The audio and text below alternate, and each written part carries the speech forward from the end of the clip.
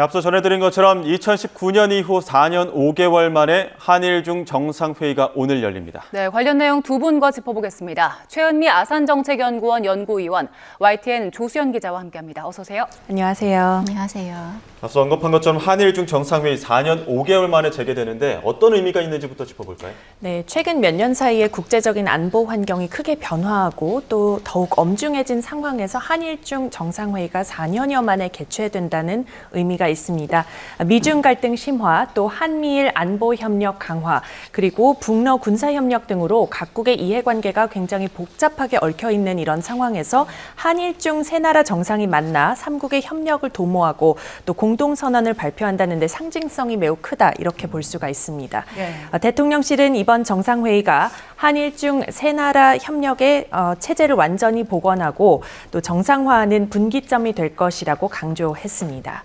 네, 한일중 정상회의는 원래 2008년부터 연례적으로 개최돼 왔는데요. 2013년과 14년에는 한일, 중일 갈등으로 열리지 못한 적이 있었고요.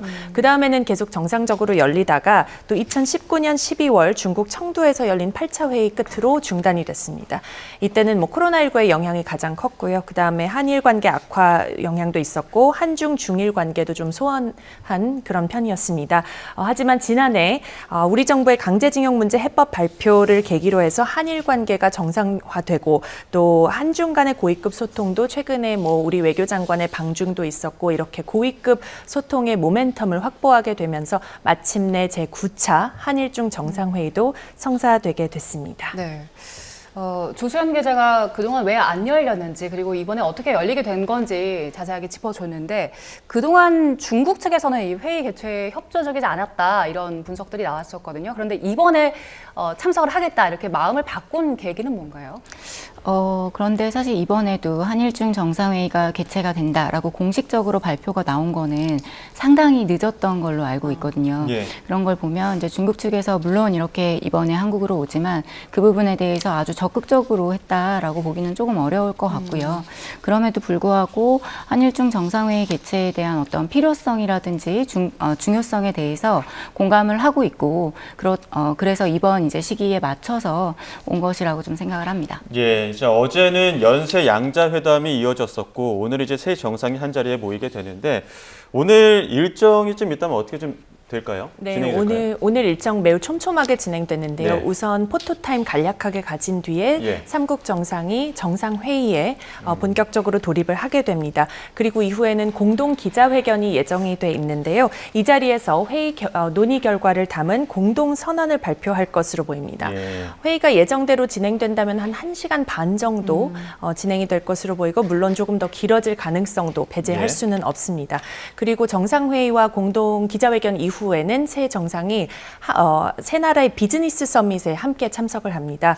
삼국 경제인들을 격려하는 자리입니다. 그리고 이후에 기시다 총리하고 리창 총리는 오늘 중으로 출국할 것으로 알려졌습니다. 네. 예. 어제는 이제 양자회담이 진행이 됐었고 오늘 네. 세 정상이 만나는 건데 세 정상 만나서 어떤 의제 논의할까요? 네, 대통령실이 꼽은 6가지 핵심 분야가 있습니다. 협력 방안을 이 분야들을 중심으로 논의한다고 밝혔는데요. 예. 먼저 인적 교류, 그리고 경제 통상, 또 보건과 고령화 대응, 그리고 기후 변화 대응이 있고요. 또 과학기술 디지털 전환, 재난안전협력 이렇게 6가지입니다. 한일중 정상회의 성격이 아무래도 민생하고 경제 분야 중심으로 다뤄지다 보니까 이런 부분들에 좀 초점이 맞춰져 있고요. 정상회의가 4년 만에 재개되는 만큼 가장 민감한 게 아무래도 안보 현안이잖아요. 그렇죠. 그래서 안보 현안은 이렇게 공식적으로 발표한 의제에서는 좀 제외가 된 것으로 보입니다. 또 말씀드린 대로 한일중 정상회의 취지 자체가 안보 문제, 특히 북핵 관련에 대해서는 각국의 입장차가 있고 좀 그런 게 불가피한 상황에서 일단은 이걸 그래도 제쳐두고 우리가 서로에게 도움이 될 수 있는 이런 실질적인 협력 방안을 모색하자 이런 취지이기 때문에 일단은 경제, 민생 분야 협력이 강조가 될 것으로 보이고 다만 한반도 정세에도 안보 문제도 그동안 다뤄져 왔거든요. 지난 이제 8차 회의까지는. 예. 그래서 이번에도 공동선언에 관련 내용이 담는 작업이 또 막판까지 이루어진 것으로 정부 당국자들을 통해서 확인이 됐습니다. 그래서 이번에도 이후에도 뭐 북핵 문제도 사실 뭐 충분히 다루어질 거는 같습니다. 예, 그 안보 현안과 관련해서는 중요한 문제긴 하지만 공식 의제로는 안 올라와 있었고 네. 그래도 필수적으로 이야기가 되겠죠. 근데 북한이 오늘 또 그 일본에 위성 발사하겠다고 통보를 했습니다. 한일중 정상회의를 앞두고 말이죠. 이게 또 어떤 의미로 봐야 되는 겁니까? 일종의 북한 입장에서는 예. 이제 중국에게 보내는 어떤 시그널이라고도 볼 수 있을 것 같고요. 예. 뭐 그에 덧붙여서 물론 이제 한국과 일본에게 있어서도 북한이라고 하는 어떤 존재감을 더 드러내는 것도 있고, 특히나 북핵 문제라고 하는 거는 한중일 삼국이 가지고 있는 어떤 입장이 매우 다른 부분이 있기 때문에 예. 여기에 대해서 최종적인 어떤 문구가 예. 나오기 전까지 영향을 미치고자 하는 의도라고 볼 수 있을 것 같습니다. 네. 예. 오늘 북한이 이렇게 통보를 했잖아요. 우리 의제는 없지만 관련해서 삼국 정상이 관련된 목소리를 낼 수도 있을까요? 공동의 목소리를 내는 것은 사실은 이제 수위가 높은 수위에서 공동의 목소리가 나오기는 쉽지는 않을 것 같고요. 그렇지만 한국의 입장과 또 일본의 입장에서는 북한에 대해서 조금 더 강경한 목소리를 내야 될 필요가 있기 때문에 여기에 대해서 우리의 입장을 전달을 할 것이고, 그리고 북한 문제 해결을 위한 중국의 어떤 노력이라든지 이런 부분을 강조할 것이라고 생각합니다. 네, 만약에 예. 그 공동선언문에 한반도 비핵화와 관련된 내용이 조금이라도 담긴다면 북한이 추가 대응을 뭐 더 할 수도 있을까요? 어떻습니까? 글쎄요, 한반도 비핵화라는 게 사실 처음 담기는 거는 아니기 때문에 그 부분을 굉장히 민감하게 반응하기는 좀 어려울 것 같기는 한데, 예. 그럼에도 불구하고 좀 달라진 어떤 정세라든지, 그리고 북한이 그동안에 보여왔던 뭐 미사일 발사 실험이라든지 북한의 핵 능력 고도화라든지 이러한 부분들을 봤을 때는 향후에 그런 가능성이 전혀 없다라고 볼 수는 없을 것 같습니다. 예. 정상회의 그리고 이어지는 공동선언, 이 부분에 있어서 이제 북한도 어느 정도의 시그널을 보냈다 이런 말씀해 주셨는데, 그렇게 되면 공동선언은 어떤 형식으로 좀 발표가 될까요? 네, 우선 앞서 말씀드린 대로 이제 세 나라 정상이 나란히 서서 공동 기자회견 형식으로 발언을 하게 되고요. 예. 각각 3분씩 발언할 것으로 알려졌습니다. 그래서 이 자리에서 공동 선언을 발표를 하게 되는 것으로 예상이 되고 있습니다. 일단 뭐 공동 선언의 그 형식에 대해서는 자세히 뭐 이번에 사전에 공개되는 건 아니고, 사실 이 공동 선언이라는 것은 예. 이 정상회의가 열리게 되면 그 막판까지 삼국 간의 외교 당국자들 간의 치열한 이런 협상이 이루어지게 됩니다. 예. 그래서 어젯밤에도 늦은 시간에도 외교부 당국자에게도 물어봤는데 그 시간에도 세부적인 이런 워딩을 조율 중이다 이렇게 예. 말을 하더라고요. 그리고 사실 이게 어젯밤에 끝난 것도 아니고 뭐 오늘 오전까지도 계속 이어지고 있는 이런 상황이 충분히 예상되고요. 예. 그 이유는 앞서 박사님께서도 말씀하셨지만은 이 한반도 문제, 예. 특히 안보 문제에 대해서는 삼국의 그 각자 담고 싶어하는 그 수위가 다를 수 있고, 특히 한일 같은 경우에는 한미일의 최근 이런 안보 협력 강화와 이 기조를 보면 북핵 메시지에서는 조금 더 공동된 메시지를 내놓을 수가 있는 이런 상황인데, 이제 문제는 중국이 이제 네. 우리하고 조금 스탠스가 다르다 보니까 한반도에 뭐 비핵화라는 표현을 넣는지, 그 다음에 한반도 완전한 비핵화를 뭐 어떤 형식으로 우리가 한다 뭐 이런 식으로 넣는지도 좀 이번에 오히려 더 북러 군사협력 이런 문제도 있기 때문에 네. 더 이전보다는 좀 더 예민한 그런 상황이어서 8차까지는 그냥 담겼던 내용들이 이번에는 조금 더 협상도 좀 치열하게 지금 전개가 되고 있는 것으로 보이고요. 예. 앞서 말씀드린 이제 공동성명 선언입니다. 예. 성명이 아니고.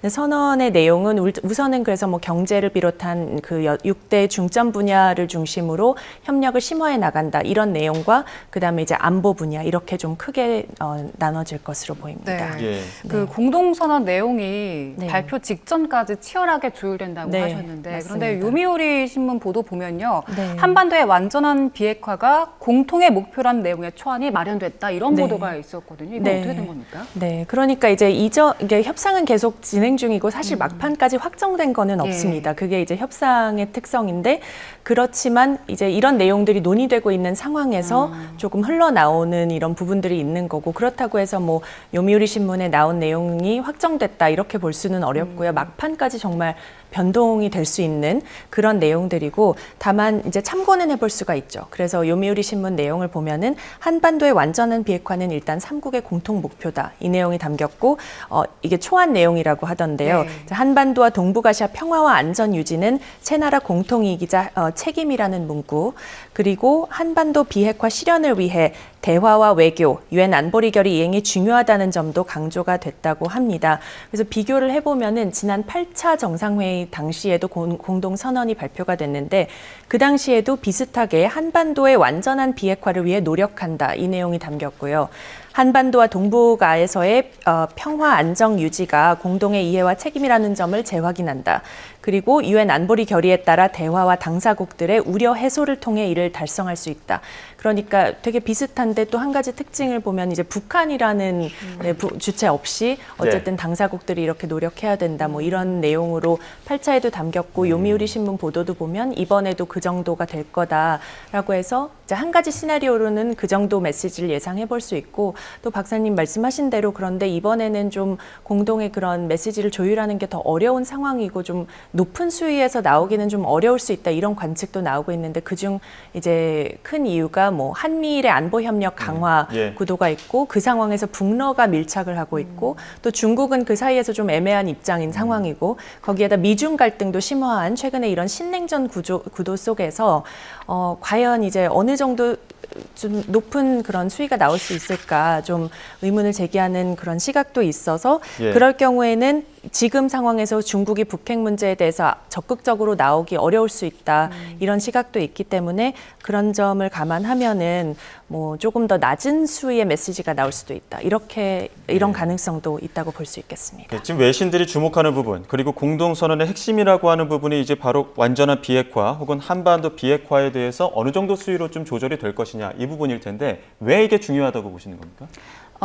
기본적으로 이제 북한 문제 관련해서 전 세계가 물론 주목하고 있는 부분도 있고, 그리고 한국의 입장에서 봤을 때도 이 지역에서 영내에서 일어나고 있는 문제이기 때문에 우리 입장에서는 당연히 이런 문제에 대해서 좀 더 관심을 가지고 이야기를 이제 뭐 주도해 나갈 수 있는 그런 상황이 되었다라고 보고요.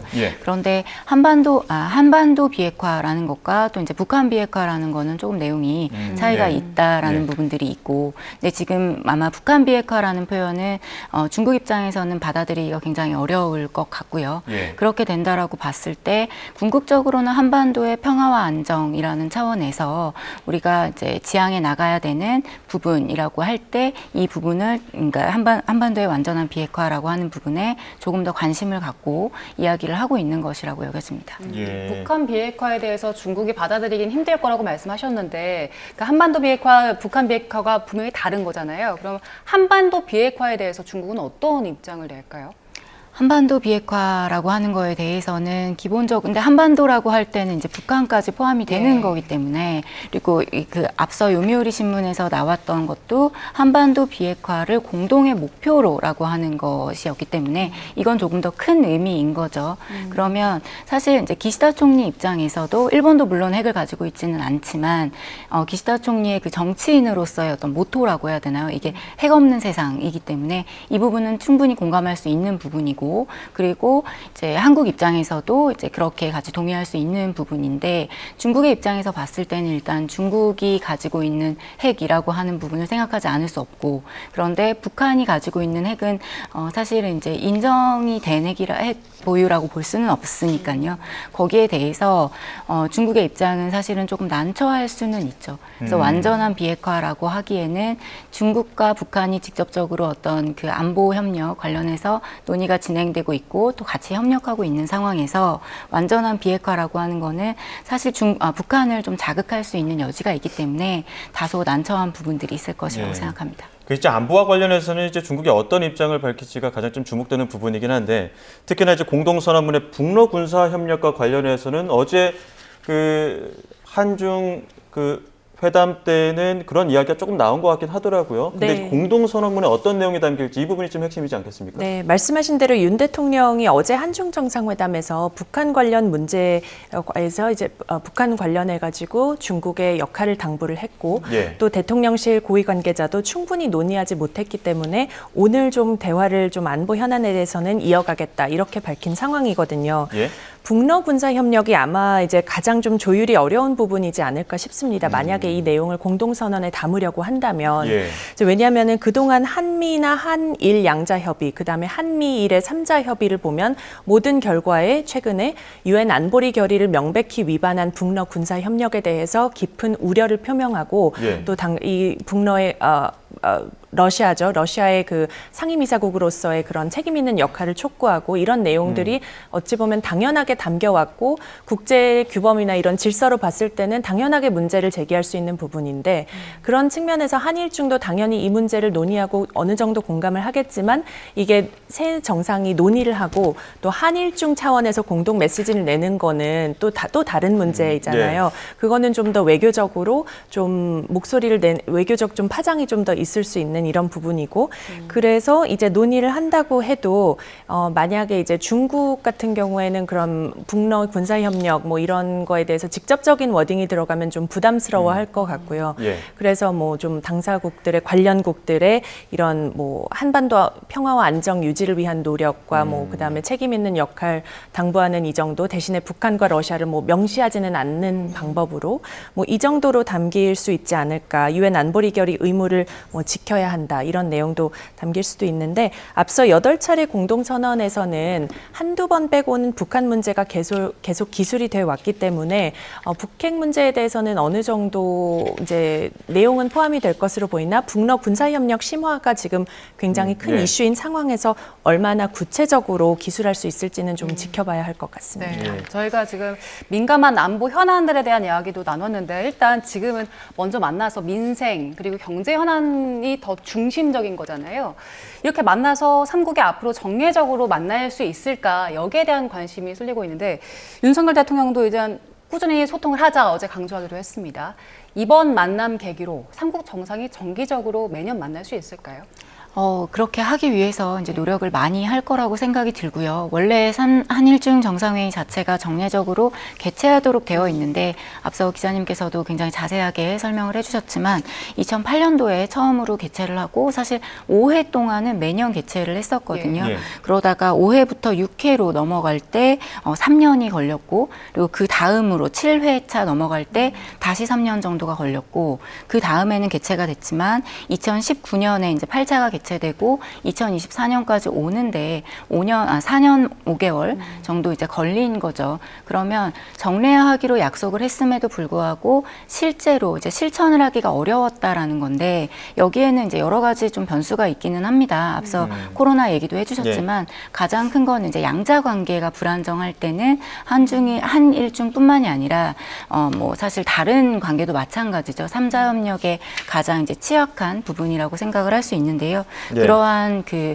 불안정성을 좀 줄이기 위한 노력이 있어야 될 것 같고요. 네. 개인적으로 좀 바람이 있다면 이제 우리가 코로나를 지나면서 온라인 회의라는 것도 하고 있기 때문에 만약에 다음에 상황이 좋지 않아서 직접 대면 회의를 못한다 하더라도 온라인으로라도 꼭 정례적으로 개최를 했으면 하는 바람이 있습니다. 예, 삼국 정상의 어떤 정례화된 회의 혹은 협력 이런 부분을 윤 대통령 여러 차례 강조한 부분이 어제 또 만찬 자리 아니었습니까? 어제 만찬 자리에서 따오기를 또 언급했는데 이거 어떤 의미가 있는 겁니까? 따오기는 이제 한일중, 한중일, 삼국협력의 이제 마스코트라고 볼 수 있고요. 예. 기본적으로 멸종 위기에 이제 있는 그 새인데 이 새 이게 그러니까 1930년도에는 굉장히 많이 있었다라고 해요. 예. 그런데 이제 자연 환경 오염이라든지 뭐 여러 가지 상황적인 이제 인권들이 안 좋아지면서 1970년대부터는 굉장히 그 개체수가 줄어들었고 이 한중일 삼국이 노력을 해서 이 다시 복원시키는 작업을 했고 그래서 이제 개체 수가 상당히 이제 수백 마리 이상씩 다 늘어났다라고 합니다. 그래서 한중일 삼국에서만 서식을 하는 이 새를 같이 노력을 해서 복원을 시켰다라는 차원에서 굉장히 의미가 있고 그 TCS라고 하는 한중일 삼국협력 사무국에서 따오기 국제 포럼이라는 것도 개최를 합니다. 그만큼 한중일 삼국의 어떤 그 협력과 우호의 상징이라고 볼 수 있겠습니다. 네. 따오기를 이제 삼국 협력 결실로 얘기하기도 했고요. 또 윤석열 대통령 그 세 나라 청년이 한국 K-팝, 일본 애니메이션 그리고 중국 판다를 좋아한다.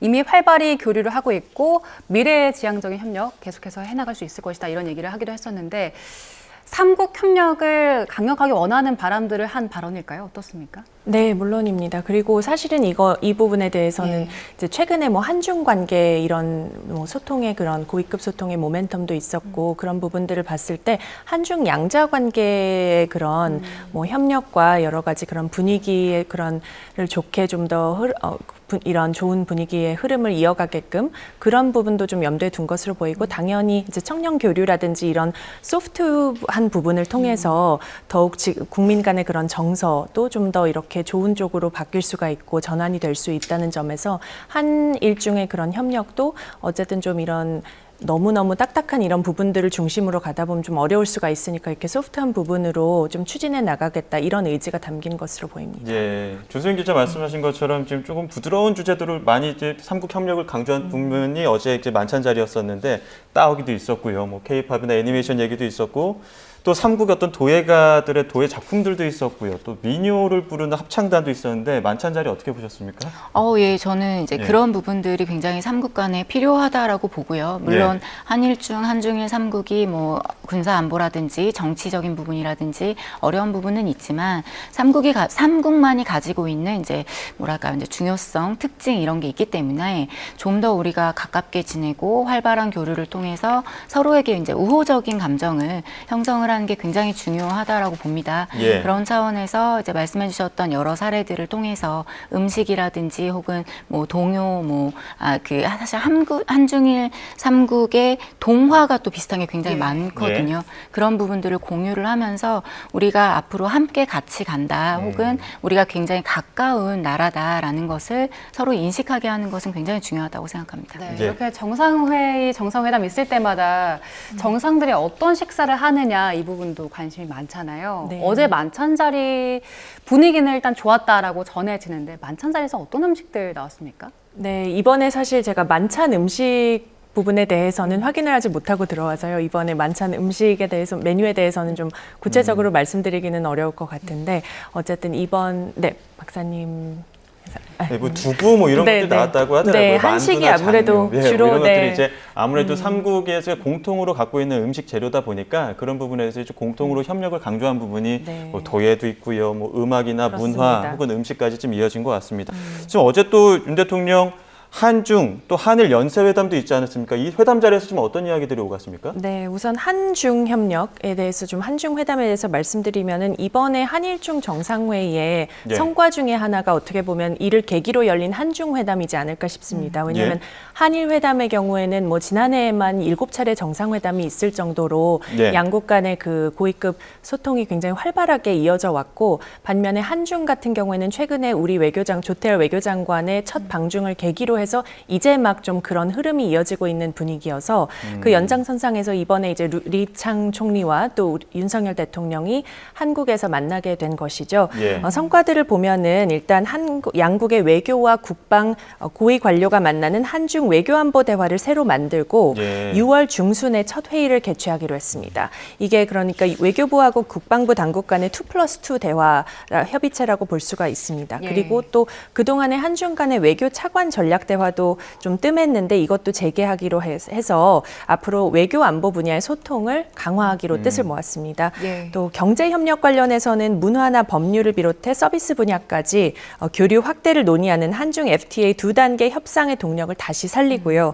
또 13년째 중단된 한중 투자협력위원회를 재가동하기로 했다는데 좀 의미가 있고 그리고 공급망 분야에서도 각종 협의체를 재가동하기로 했습니다. 예. 예. 어제 한중 양자회담에서 그 시진핑 주석이 방한하거나 아니면 윤석열 대통령이 방중을 하거나 관련된 언급은 없었다고 하는데 지금 시진핑 주석이 10년 정도 우리나라를 찾지 않고 있다고 하는데 그 이유가 있습니까? 기본적으로 이제 정상과 정상이 만난다라고 할 때는 단순히 만나는 것만으로는 사실 좀 어렵고 예. 그리고 뭔가 성과를 내야 되는데 한일 정상회의도 보면은 기시다 총리가 한국을 작년에 찾았던 게 12년 만이었거든요. 예. 그럼 사실 그 12년간의 한일 관계와 지금 10년간의 한중 관계를 좀 생각을 해보면 뭔가 양쪽 다 이제 걸리는 부분들이 있는 거죠. 근데 예. 특히 한중 관계에 있어서는 사드 배치 문제가 아마도 클 것 같고요. 있고요. 그러면 우리 입장에서는 이제 우리가 계속 갔으니 그러면 그 다음에는 중국에서 오는 게 맞지 않나라는 이야기를 할 수 있지만 또 중국 입장에서는 사드 배치에 대해서 굉장히 강력하게 반대했던 상황에서 현재 배치가 되어 있고 그러면 이 온다라는 것에 대해서는 어떤 이제 그걸 인정하는 듯한 시그널이 될 수 있을 것 같아서 좀 외교적으로 안보적으로 좀 여러 의미를 담고 있어서 예. 어려울 것 같다라는 생각이 좀 들고요. 예. 그런데 뭐 어찌됐든 내년에 에이펙 정상회의를 이제 한국에서 개최를 하게 되기 때문에 그때 시진핑 주석이 오게 되지 않을까 그렇게 생각하고 있습니다. 한일 양자회담 이야기도 좀 짚어볼게요. 이제 양자회담 전에 과연 라인 야후 사태에 대해서 언급할 것이냐 이 부분이 주목이 됐었는데 윤석열 대통령이 먼저 언급을 했어요. 네, 맞습니다. 이번 회담에서는 아무래도 가장 주목됐던 게 라인 야후 사태일 수밖에 없던 예. 게 최근에 이제 관련 논란들이 좀 많았었고 그런데 윤 대통령은 라인 야후 사태와 관련해서 이 현안을 외교 관계와 별개 사안으로 인식하고 있다면서 양국 간에 불필요한 그런 현안이 되지 않도록 잘 관리하자 이렇게 언급을 했습니다. 예. 이에 기시다 총리는 일본 총무성의 행정지도가 어디까지나 중대한 보안 유출 사건에 대해 보안을 재검토하라고 요구한 것이다 이렇게 강조했습니다. 그러니까 양쪽 정상의 발언을 종합해 보면 예. 이게 외교적인 문제로 크게 비화하지 않을까 뭐 이런 우려들에 대해서 이 우려를 불식시키고 좀 잘 관리해 나가자. 예. 그리고 이게 특별한 어떤 감정이 담긴 이런 조치가 아니라 정말 그 보안 문제 차원에서 이렇게 한 거다 이렇게 강조를 일본 측에서 했고 예. 또 기시다 총리가 한일 정부가 이 문제에 대해서 앞으로도 긴밀히 계속 소통해 나갈 것이다 좀 이런 점을 언급하기도 했습니다. 예. 그리고 라인 야후 사태 외에는 이제 한일 간에도 경제협력 문제 그렇죠. 네, 예. 다뤘는데요. 중국을 적극적으로 관여시켜서 이번 회의 취지에 맞게 어떻게 보면 영내 질서에서의 협력 방안을 한중일 세 나라가 함께 모색하기로 했다고 예. 대통령실이 전했습니다. 네. 네. 그 경제협력 교류 방안 관련해서 조금 더 구체적으로 좀 설명을 해주시겠습니까? 네, 경제협력 교류 관련해서는 일단 기본적으로는 수소협력 대화를 출범을 하기로 했고, 그리고 자원협력 대화도 신설을 했습니다. 그리고 며칠 전에 이제 보도에 많이 나왔는데요. 미래 파트너십 재단 한일 간에 이 규모를 좀 더 확대하자 이런 얘기들이 나왔는데요. 아마 이제 처음에 1억 엔 정도 양측에서 내는 거였는데 이번에 이제 일본이 먼저 2억 엔을 선제적으로 이제 모금을 하면서 이제 규모를 확대한 부분이 있는데요. 물론 여기에 이제 피고 기업이 들어간 부분은 아니었기 때문에 여기에 대한 비판은 있지만 한국과 일본 간에 지금 할 수 있는 부분에서 먼저 하자 이런 얘기들이라고 좀 볼 수 있을 것 같습니다. 예, 4년 5개월 만에 열리는 한일중 정상회의 관련 소식은 추가 내용이 좀 들어오는 대로 다시 한번 전해드리도록 하겠습니다. 지금까지 최은미 아산정책연구원 연구위원 YTN 조수연 기자와 함께했습니다. 고맙습니다. 감사합니다. 감사합니다.